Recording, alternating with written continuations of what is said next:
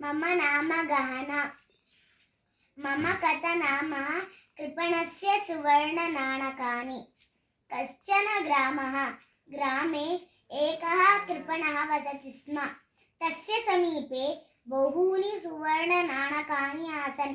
कृपणः सर्वदा भीत्या चिन्तयति स्म, मम सुवर्णनाणकानां रक्षणं करणीयम् इति। सः कृपणः तस्य सुवर्णनाणकानि स्वीकृत्य उद्याने एकस्मिन् बिले गूढवान्। प्रतिदिनं निद्रायाः पूर्वम् उद्यानं गत्वा सुवर्णनाणकानि रक्षितानि सन्ति वा इति पश्यति स्म।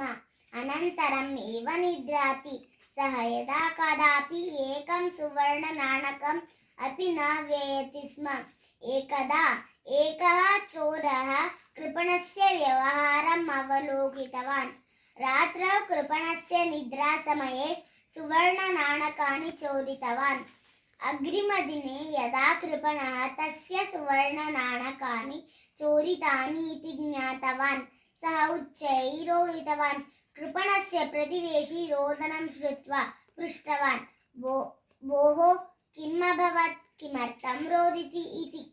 कृपणः रुदन् उक्तवान्, मम सुवर्णनाणकानि हृतानि इति। कृपणः प्रतिवेशी पृष्टवान्, भवान् किमर्थं सुवर्णनाणकानि गृहे एव न स्थापितवान्, ययार्थम् अपि सौकर्यं भवेत् खलु इति। कृपणः उक्तवान्, नैव, अहं यदा कदापि एकं सुवर्णनाणकं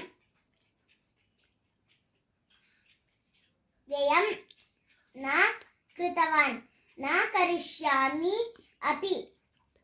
तदा प्रतिवेशी एकं शिलाखण्डं स्वीकृत्य कृपणाय दत्तवान्। उक्तवान् च, तर्हि एतं शिलाखण्डम् एव रक्षतु। व्ययं न करोति चेत् सुवर्णनाणकं वा शिलाखण्डं वा द्वयम् अपि समानम् एव इति नीतिः। या न ददाति न भुङ्क्ते च तस्य तृतीया गतिर्भवति। धन्यवादः।